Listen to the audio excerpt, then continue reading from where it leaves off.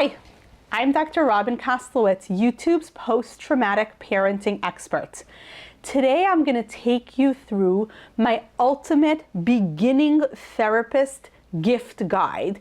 These are presents I would get and I would love to get as a beginning, whether it's a child therapist or an adult therapist, working with little humans or not so little humans, the kind of things I like to have on my desk so that when a kid comes into my office, they know that this is a place where we can explore and it's engaging and it's interesting, and then also ways of opening up conversations with kids.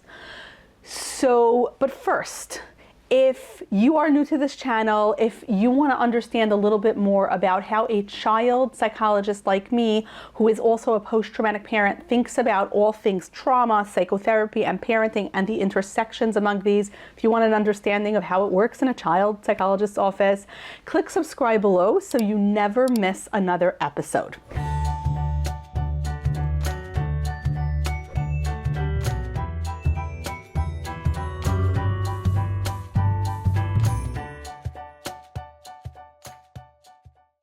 So in no particular order, let's first start with conversation starters. The number one brand that I like for conversation starters is Penny Cake. So this is actually, it's interesting because these games were actually developed for families to be able to start conversations amongst family members so that parents who don't know how to do that will have it all done for them in the game. So these are great for families, but they're excellent for starting a conversation with a new kid that just walked into your office, because the game and the structure of the game sort of already does a lot of the getting to know you conversation heavy lifting for you. So if I pull one out and it says, share a time this happened, share a time you met someone new, and then maybe we spin it, share a time that you won or lost something. Now, because therapy is reciprocal, I want the child to share with me, and I want to share with the child, right? And of course, we're going to be developmentally appropriate with what and how we're sharing, but I remember the first time I moved to a new city and I met someone who ended up becoming my best friend, but I remember the first time I met her, I didn't like her very much, right? And you start a story, and then the child shares something with you. You can sometimes pair that with like a chocolate chip or a jelly bean, and like when the child answers a question, you flick a jelly bean across the desk to them, and when you answer a question, they flick a jelly bean to you, and that way we're eating together, we're enjoying together, and there's that attunement of like, we're really enjoying this conversation, which for some children, if they haven't had that modeled at home, it's a new skill for them. So I love conversation starters, like little games like that, simply for the sake of, it just takes the heavy lifting away from my brain so that I can really focus on the interaction and the child and how they're responding to the question. Similarly, Penny Cakes makes these conversation starter cards that are just sort of questions like, what would you rather, to be the oldest kid or the youngest kid? Tell me about a time when, and it's just like questions like that where they can ask you something, you can ask them something, and again, fast conversation starters. It doesn't so much matter which card, it's that we're having a conversation and we're mutually learning about each other. So I always have a conversation starter game like these on my desk that's available, because if there's like a lull or if the child is, sort of at loss for words, it's a nice way to keep things going. Now, on my desk, I always have fast games that we can play as sort of icebreakers, as a segue into therapy, as a break in the action. If something, got a little intense, let's take a break and play a game and like reset ourselves. A game I love is Tenzi. So Tenzi is, 10 dice. It's super simple to learn. You roll the dice and you're trying to, let's say you roll the dice and a lot of your dice are like the number 6. So your challenge now is to get all the dice to be number 6. So you leave the ones that are 6 on the side, you roll again until they're all 6s. Kids can learn it fast, you can learn it fast. There's that adrenaline of trying to roll really, really quickly, and also super low stakes game. It's not that big a deal. It's not like a game like, Candyland, where you've been playing for a half hour and you're almost at the Candy Castle and then you have to go back to the Peppermint Forest. This is super fast, and then you can make best 2 out of 3. You can teach children certain lessons, like when my hands are shaking because I'm so adrenalized, I'm not as good at the game. You know, if I clear the area where I'm throwing the dice, I don't like bump into my old dice and make an old dice into the wrong number. So there's like some skills you could teach. But again, super fast, adrenalized, but relatively fun, easy to learn game that gets a kid into that mood of attunement where they're ready now to talk about things. Another game that I really like that's always on my desk is Puckaroo. Puckaroo is basically these really adorable, and they're, you know, this is like a very ethical practices company also. These are handcrafted, and it's a great, check up the brand story because they're really cool. But it's these little bowling balls made out of cork. They're super light, and then they have these little bean bags that are very brightly colored, and you can flick it across your desk, and you make a, you know, you sort of make a bowling alley and you flick across the desk. What's nice about this is moving together creates a sense of attunement. I flick towards you, you flick towards me. If you see that serve and return of like, I'm flicking, you're flicking, then suddenly the barriers to talking with each other are not so high because now we're engaged.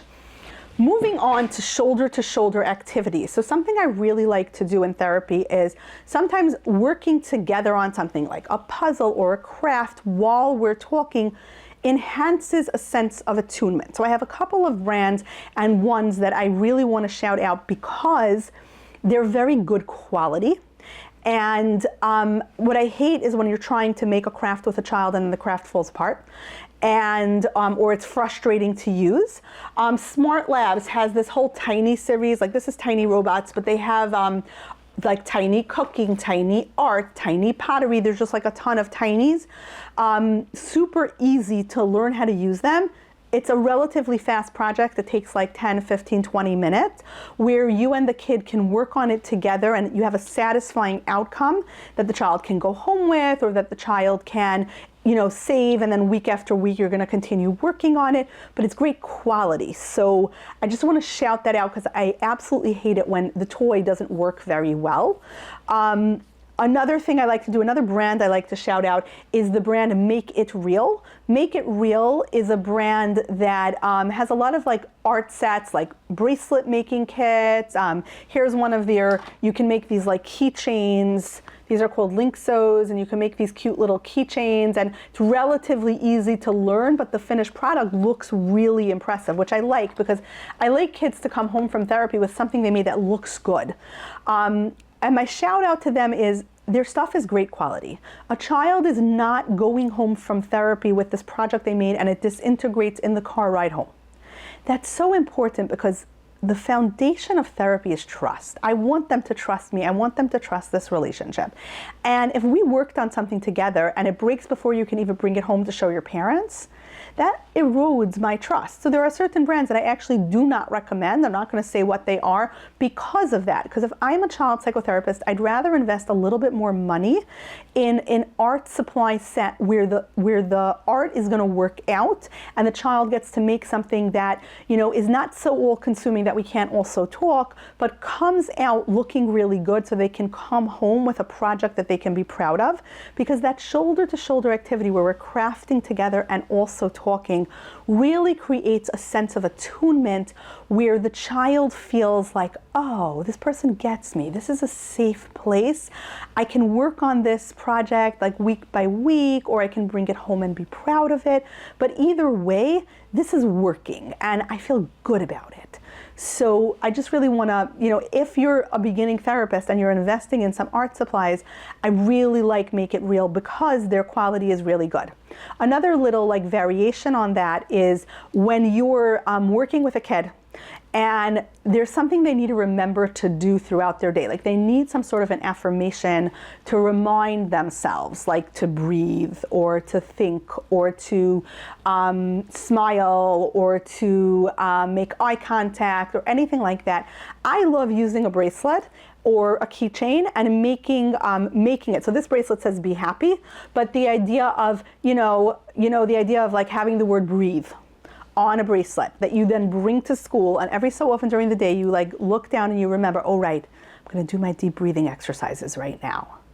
right? Oh, right, confident. Okay, oh, wow, that's right. I'm going to put my shoulders up, back, and down and approach new situations with confidence, because we've practiced this, and this is just a great reminder. So again, I like Make It Real because that bracelet, if you're relying on this bracelet to remind you to breathe because you have panic attacks in school, I don't want the bracelet to disintegrate the first time you wear it. So that's another thing that I like to always have. In general, I like to have a lot of shoulder-to-shoulder activities, art kits, things like that on my desk so kids can play. If we're playing a game, so a game like Tenzi, a game like Puckaroo, or even like a game like Trouble, like a specific board game that people already know how to play. I like a game where gameplay is resolved in about 10 minutes, because the idea is not playing the game. The idea is the shared enjoyment of playing and the entry into conversation of playing, and perhaps a particular skill we're teaching. Like there are games that teach particular skills. Like you can teach how to do calming down, deep breathing exercises while playing a game like Operation or Perfection, where I can control my stress response. You can teach strategic thinking using Candyland simply by pulling 2 cards and deciding which one should go first. You can teach minimizing distractions using Battleship by creating a search grid on the board. There are a lot of ways to teach skills using games, but that wouldn't be part of a starter pack. That would be more part of, as you're doing psychotherapy with kids, what are ways to teach them skills using games? Separate video. Moving on to what I like to call mood indicators. So I like to have mood indicators on my desk as a way of giving children a place to talk about what gave them what prompted what mood in them. Hand to Mind has these great sensory mood shakers. If you look really closely, you see this is a smile. And you can shake it up. So a child might say, I was really excited about that. And I might shake it and say, excited was going all over your body. And then the kid's like, yeah. And then when my dad said that he's not coming for visitation today, oh, my excitement went away. And we can sort of visually explain what that feels like. And a child can say okay, here's my sad one. Let's wait and see, how sad were you when that happened? At what precise level of full of sadness were you? If you see, that really teaches kids the concept of emotion leveling, like how much sadness was there? Oh, this much, this is exactly much. And I might say, oh wow, you were sad up to your eyes? That's how much sad feelings you were filled with? That's pretty sad. Let's talk about that, right? So this is also something great to have in your house, maybe when your kids come home from school, and you can have them show you each emotion. Here's fear or anxiety, right? Like, how anxious were you? Oh, I wasn't even anxious at all. I was totally calm, I was this much anxious. I was this much anxious, right? Here we have anger.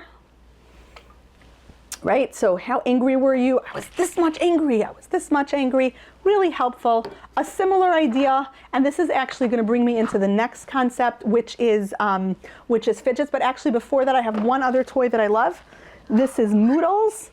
Another toy. It's a stuffed animal that changes its facial expressions depending on the story. So sometimes I can listen to a child tell a story, and as they're telling their story, I'm going to make the facial expression of the doll match the story. And then I'll say, am I right? When you were telling me that story, were you feeling sad? And the kid might be like, no, I was feeling more, I don't know, let's see, shocked and surprised than sad, and then we can turn the face to meet it. And again, really great way, or a child can walk into therapy, come to the Moodle on my desk, and turn the face to the mood that they're in today. So then I know, if you're really mad right now, I can respect that. Sounds like there's a problem we need to talk about. You're mad about something. Can we talk about the mad, right? And the kid might say, they might go to something else, no, I'm scared to talk about the mad, right? And then we can continue to have that conversation. Now, moving on to fidgets that I always like to have on my desk. I'm a big believer in fidgeting. I believe that when we're in psychotherapy, we're processing, and for sure for adults, but for kids too, it's sometimes useful to have things to fidget with because it's stressful to talk about these situations. And I will tell you that a lot of my fidgets are really intended for kids, but it's the parents who use them even more, and I'm all for it. So this is actually a fidget popper. It's by Learning Resources, and if you see, there's like little emotions on them. So I keep them on my desk because some people just like to do the popper thing, and that's just super sensory and fun.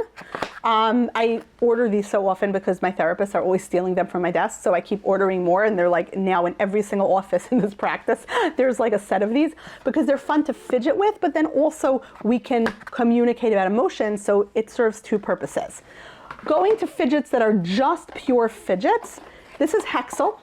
Hexel is this weirdly satisfying, extremely enjoyable fidget cube thing where you can fidget with it, you can build like sculptures out of it. There's something about the tactile sense of moving the block around and just sort of sitting there and playing with it that really is satisfying in psychotherapy for people who need to do something with their hands while they're talking about something stressful. And this really helps because when your hands are busy, sometimes your mind is then free to talk.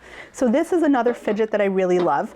I'm a big believer in doodling, and I always have, here's Crayola swirl crayons. They're just fun to color with because each crayon has a swirl of color, so when you're doodling, it just comes out as this like interesting abstract pattern, but you don't have to pay. I'm just going to show you like what they look like. I'm going to show you one that really shows the swirl. Well, none of these were used yet, so they don't show the swirl yet, but they really make this nice marbleized pattern. So it's not like you're drawing something specific.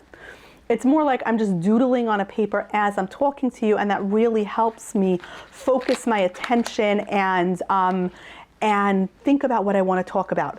Another thing that I always have on my desk, this is a boogie board, and it's just a great way to fidget by like scribbling, and then you can erase it and you can start again. And again, there are kids who just really need to scribble and to doodle as they talk, and that's not distracting them, it's maintaining their attention in what we were going to be talking about and what we like to talk about. Another company that I really want to give a shout out to because I really like their fidgets is Bunmo. They make those like elastic noodles that you can like wrap around your fingers and stretch, and they also make like fidgets like this. This is just this elastic strip, and you can pier them up and then you can pull them apart. And again, just super sensory, enjoyable to play with and fidget with in therapy. And as you're talking and telling me about something really hard, super helpful to have something to do with your hands.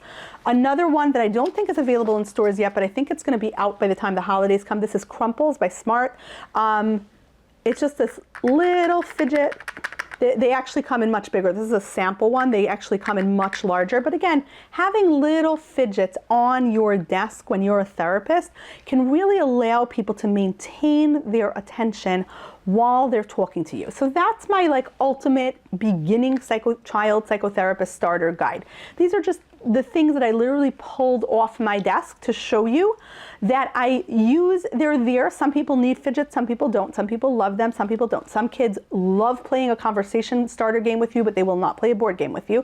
And some kids will only play a board game with you. They will not play a conversation starter game. And the way into conversation is just by playing the board game. So know that if you're a beginning psychotherapist, it's worth it to have different modalities for people to manage their stress, communicate with you, play with you, do shoulder-to-shoulder activities with you. So this is just sort of to start you off. By the way, if you're a post-traumatic parent and you want to be your child, so to speak, first therapist, you want to be your child's person they come to with their problems and the person that they talk to about their day and about their life, every single one of these toys is also for you because you are your kid's first therapist, and perhaps hopefully you'll be your kid's only therapist because you're the person who is available for them to talk to. And by setting up specific times, almost like appointment times, where you have all these things out and you have a like, okay, let's talk about your day, let's talk about your week, let's talk about what's been going on, let's talk about the worry monster in your brain or whatever has been going on. This is a really great way to start conversations with kids. Try them out. But for me, this would be my starter pack. If I was a beginning child psychotherapist, these would be things that if somebody gifted them to me, I would be absolutely thrilled. Hope you enjoyed this video. If you're a post-traumatic parent, if you're a child psychotherapist, if you have thoughts on other things that perhaps I left out, other therapy starter pack essentials, other ideas for post-traumatic parenting, please comment below and let me know what you thought. If you have any questions or ideas for future videos, let me know. And as always, please click subscribe below so you never miss another episode. Let a friend know about post-traumatic parenting because that's how our community grows, one post-traumatic parent at a time. If you want to hang out where your fellow post-traumatic parents hang out, check out at Dr. Koslowitz Psychology on Instagram. And of course, the Post-Traumatic Parenting Podcast is available wherever you get your podcasts. You can also check out, keep your eyes peeled for the Post-Traumatic Parenting book, which is forthcoming from Broadleaf in 2025. There will be information about pre-orders soon on my website, drrobinkoslowitz.com. Till next time.